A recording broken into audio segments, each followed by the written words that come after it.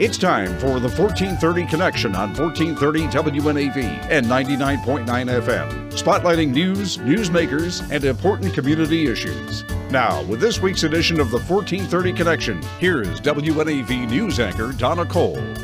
Welcome to the 1430 Connection. I'm Donna Cole. In the studio with me today is Coda Cavey and Lisa Hanzuk, and I do thank them both for joining me. You're welcome. Glad to be here. In February of 2017, I aired the first of a series about the adolescent suicide problem in Severna Park. That show would lead to the discovery of a study that had been done in the community by two visiting sociologists, by Dr. Anna Mueller and Setha Bruton. The study was thorough and addressed the problem at length of adolescent suicide. The study had many details on what could possibly help the community with this issue, and I thought it was and still is extremely important. I interviewed a lot of professionals that are trying to help the community. All of these interviews can be seen on WNAV's YouTube channel, but because I thought it warranted more attention, I also wrote about the topic at length and published all of those on my own website, AnnapolisCreative.com. You can still find all of this there. The reason I'm sharing this with you now is for context. What I didn't see coming now, 2 years later, was that all of this would resonate again, unfortunately. In recent history, I started getting calls and text and emails, some from strangers. There had been another adolescent suicide in Severna Park, and people were worried about their community and hoping I could help. And I'm not a professional. I'm a journalist that wrote about this issue. But I was hurting for the community also. I still am. I wrote another article for Annapolis Creative titled A Community in Mourning Again. I shared much of what I had previously shared, resources to help. And one of those that had contacted me was Coda. He wrote, "Hello, my name is Coda Cavey, and I grew up in Severna Park, and I read your article titled A Community in Mourning. I don't know if you could help me, but I deeply think I could benefit this community around mental health. I was wondering if I could sit down and talk with you or someone you might know that I could share my experience and insight with. I was a Severna Park kid that attempted suicide, ended up at Sheppard Pratt, and then forgotten. I'm 25 years old now and completely stable and would love to share my experience of how I became healthy. As similarly stated in your article, the pressure to succeed in Severna Park at too young of age is terrifying. I believe we are teaching these Severna Park kids that we have to make $100,000 a year to be anyone. When an 18-year-old kid, that goal is unrealistic. I do have other topics of concern and improve. I am sorry if I overstepped my boundaries or anything, but I'm just so heartbroken about this community, and I don't know how to help or who to talk to. Please feel free to give me a call, text, or just an email back. Thank you for taking the time to read this." Lisa, you are Coda's mom. Did you know about this email? No, I knew about it after the fact. Did you know what it said? No. How do you feel about it? I love it. I'm so proud of him. So proud. Coda, what made you write this? I read that article and it just resonated a lot with me, and I figured I'd just give you an email and see what you thought. And I've always wanted to just share my story in general to whomever will listen, so I thought this would be a good start. And obviously I wish I could talk to everybody, but well, hopefully now everybody will be hearing you. This is a platform, and I really I think it's incredibly brave of you. I think your mother was indicating that also. I think it's incredibly brave to talk about your story. Mental health should be talked about. Yeah. It's an issue just like injuries, sports injuries. It's an issue just like cancer. It's an issue just like anything that we have going on in our communities that I think deserves attention and more attention than it's getting. Yeah. So tell me how your story starts. Grew up in Severna Park. Yeah, I grew up in Severna Park. I mean, my childhood was pretty normal and great, and had a lot of friends and fun. Yeah, it was pretty normal, I will say. But I was that kid that always just felt different. There was just something that I knew was off. And I started having depression, I would say, at age 8. Did you see that, Lisa? No, I didn't see that. And if it was, it could have been associated around like the family, you know, because maybe something had happened at school that you would attribute, oh, that happened at school or whatever, and he's a little sad. But what I do remember is you would go to the health room all the time. And that's what I knew. Something was up. Right. Coda, you want to tell what that something was? At a young age, I was like, I thought there was something physically wrong with me. Like, I was unhealthy physically. Like, I never thought it was mentally something that I could deal with and deal with mentally. So I always, 'cause you're young. Yeah, I mean, I didn't know. And even in elementary school, I remember exercise was always something that would help me, and I didn't know why. But I remember in recess, I would go outside and run around, and my teachers would smile and laugh, but also be concerned, I remember, because they're like, why is this kid running around at recess when everybody's just playing with friends and everybody? Not that I didn't have friends, but it was more, I wanted to run because something was wrong. Right. And so later, if you jump forward a little bit, and I kept going back and forth. I mean, still, I got to high school. I'm still playing sports. Were you bullied at all at that point? Not really. Ever? I came out to people as being gay in late elementary school, early middle. Which is really early in the timeline of our society. How old are you now? I'm 25 now. So that was about what year? A long time ago. Yeah. Okay. And how did people handle that? 15 years ago. Did people know what that meant? No, and I didn't really know. If anything, the way I said it was more, I like girls. Like, I like girls. And then later in life, I came out as being trans. So now me saying girls, it's more of, now I'm technically straight, if you want to say that. Right. But, yeah. So I like females, but I'm at the time when I didn't transition, I liked girls. So it's a little confusing, but No, it's actually not anymore. But at that time, it was. Right, and to outsiders, it's confusing. To us, it isn't, but to outsiders, it's very confusing, because then they'd say, well, were you gay? I said, well, I guess at the time you were gay. Yeah. But now, you're a heterosexual male who loves women, but you love all people. Yeah. And running probably still. Yeah, I still love running. I still love exercise. Well, so it's interesting. People's discomfort with you or with members of the LGBTQ crowd. That is the bigger issue. It's not your discomfort, Lisa. It's not your discomfort. It's other people's discomfort. Even to this day, there are still people. Yeah, me breathing is making people uncomfortable. Right. Yeah, which is like. Absolutely. Just sounds terrible. It does. We're going to take a short break. We'll be right back on the 1430 Connection.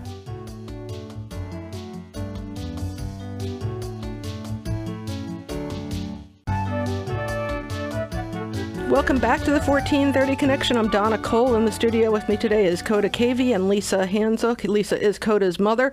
We're hearing about the story of Coda's journey through Severna Park with mental illness and some suicide attempts. You didn't know who you were. Yeah, I was just really lost at this point, and I was in and out of Sheppard Pratt still at this point. I can't even count. If I had to guess, Sheppard Pratt attempt, like going in and out of Sheppard Pratt I feel like I only attempted suicide completely probably like twice. Once was very big. There was a time where I jumped off a ladder, a very tall ladder, and I thought it was going to be one of those attempts where it would look like an accident, but to me it was an attempt.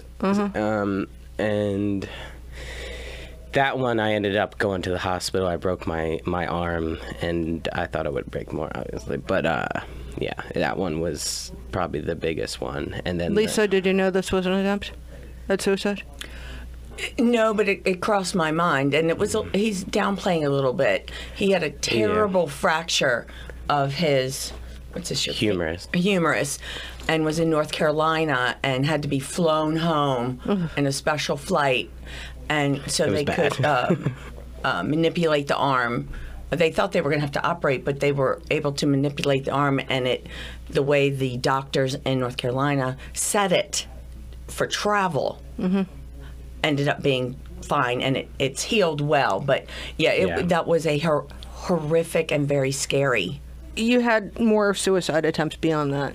I would say one more, and it was just pills, and I luckily didn't take enough, and ended up just getting sick. I'm really glad you didn't take enough, and you are not alone. And we do care about you, and you know that. You look back on all this, and you think, what? Wow. And I ended up having ECT. I think I want to say that too, because that electroconvulsive therapy was one of the biggest things that I got done, and I think that helped me a lot. And right after high school, I got that done, because I been through a lot in high school. I was on drugs too for a little bit. I had to go rehab for that, and then after that, I took ECT, or did ECT. Do we call that electroshock therapy for all of us old school people? Yeah, that's what I call it. And had you been through like trying all different types of prescription medications? And nothing yeah. Yeah. I want to say, yeah, she's shocked. Like, was it 11 pills at one time? I think it was like at my last. Before ECT, it was like 22 different medicines at once. And which also is not unusual, I don't think, for adolescents going through mental health issues. You try something, But I mean all at once. Oh, my God. Oh, Yeah, the medications were bad, and with side effects. Wasn't, well, and I knew that I didn't want them on the medications, but we had to get through this time. It was it's like a Band-Aid just to get through the next day or the next month. And and this was really complicated, more so than what he's saying. Yeah, it's a lot. his father and I were going through a very ugly divorce, and for me, the pivotal point for you was when you attempted to jump off the Bay Bridge. Yeah, that wasn't even like a full attempt, but I did that too. Ugh. Yeah. And I got a call. I was working at a department store, and I had to close the department store to come get him at the hospital. And for me, that was my pivotal point. Yeah. I mean, I can. Is it okay to share? Yeah. With what? Okay, so I had gotten a call from the police and said, is this your daughter, Alexandra Cavey? And I was like, yes. And he said, well, we picked him up off the Bay Bridge. He's at the hospital. So I run down to Anne Arundel, and I was mad because we had spent so many years, the 6 visits to Shepherd Pratt, the medications, and it was killing him and it was killing me. So and you were mad at everybody. You were mad at... Well, I was mad at him because, and this is what I said. Yeah. I went in and I screamed at him and everybody in there. I'll never forget it, and I know he won't either. And he's crying on the bed. And I said, you either get busy living or you get busy dying, because you're killing me and I'm done. I'm done. And that was hard. It was hard for all of us. But I knew that I couldn't fix him. And you were suffering from not being, I was sick. The family was sick. Everyone was affected. The entire family was affected. Yeah. But he had been given the tools to get healthy, but he wasn't at the point where he knew he could do it. And the ECT came after this, and you give it credit for helping you tremendously. Yes, because what I've been learning is that it helped me, because I was diagnosed with borderline personality disorder. So it helped me distinguish between my feelings. So I couldn't put in my head okay, so this is me feeling this way, and this is me feeling sad, this is me feeling happy. I was just have all these emotions bottled up in my head. So ECT helped me distinguish between the feelings. So therefore I could say, hey, I feel almost like I'm masculine. I feel like a boy, whatever that means to anybody else, but that's what it means Which to me. was a huge thing for you. Yeah, so I figured out, I'm trans, so that makes sense. So therefore I could live my my life the way I need to be happy. And from that point on, I was like, I want to cut my hair, I want to do this, I want to be on testosterone. And it was not taken lightly by people. It was more of Lisa's. Yeah. My mom was not very happy with it at first. But it was more of in my head, I was like, this is what I have to do, so I'm not going to let anybody stand in my way. And a lot of people thought it was going to be a phase or something at first, because I was still not 100% stable at this point. And May I interject? Yeah, go ahead. His extended family, and I don't want to throw anybody under the bus because things have changed since then, but his extended family thought it was a phase. And when he first told me that he was trans, I mean, obviously it took my breath away, and I said, can't you just be gay? It's easier. and that's what we all laughed. Yeah. But that is a hard thing to swallow as a mother. And Do you have any other kids?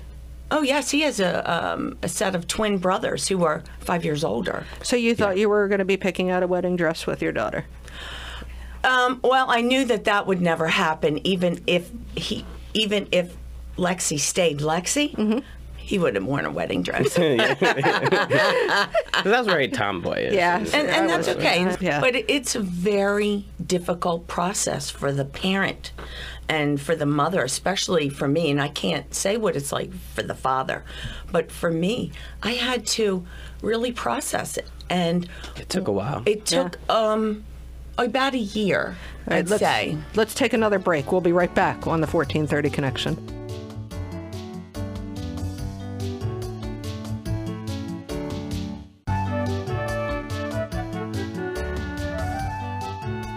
Welcome back to the 1430 Connection. I'm Donna Cole. In the studio with me today is Coda Cavey and Lisa Hanzuk.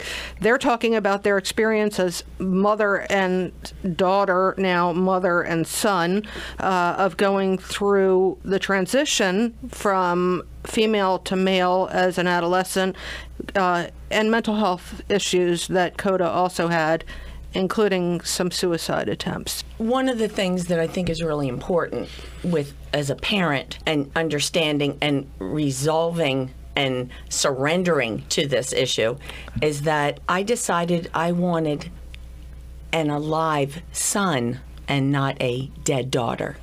And that's what I have that I'd like to share with others. I shared that with one of her brothers. He was mad at me. Mom, how can you let this happen? He said. That's incredibly poignant, what you just said. Yeah. I said I had to make a decision, and I wanted this child alive in any form. Not just alive, but now happy. Yes, Coda? Yeah. Yes, Very absolutely. That means a lot to you? Yeah, it's always hard to hear. Sorry, and like No.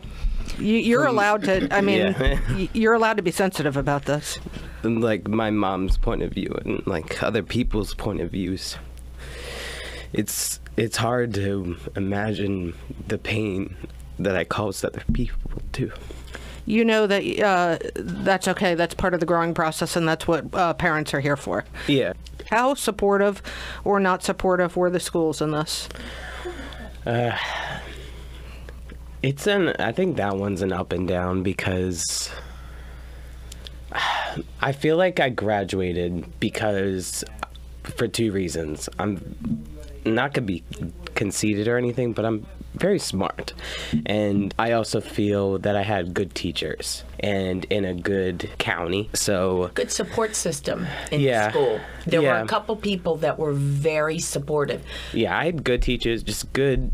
I had a good situation, so it was hard. Now, but then on the other hand, I do feel like the bigger bosses within the school system wanted to just get rid of me, just push me on to the next person, Well, they next did. problem. So when you said in your letter you were forgotten, is that what you mean? Forgotten of almost like a few different things. One, that I feel that nobody cared. Like, oh, he's alive, he's fine. Like, it's not. Why not do their problem. I shouldn't be just surviving. You shouldn't just make sure I'm succeeding. From my perspective, Coda was not causing trouble when it comes to trouble, but was causing trouble as an extra work for members of the administration and for the school and for the county. Coda was sent to the Phoenix School for his studies. Which do you think was the right fit? Oh, no.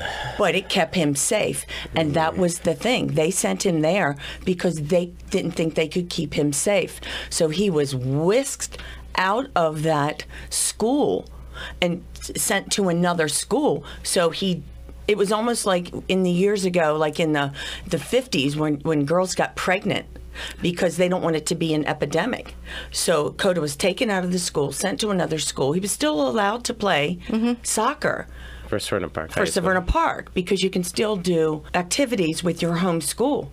But he was, and it was more than just shunned, it was get him out of this school so nobody sees that there is a problem here at our precious school. Yeah, and that was it. That was it. It's this precious school that everybody thinks is so wonderful. It is a wonderful school. It's a wonderful community. But the reality is it's a real community. Coda, you were about to say? Especially in Severna Park, there's so much pressure put on these kids to succeed at such a young age. You're not kidding, and that's Yeah. one of the problems that has been discussed at length Yes. by professionals in the community, that it's okay to not take the AP classes. It's okay to ask teachers for not as much homework. It's okay to tell the school what your child needs. It's okay to speak up as a parent.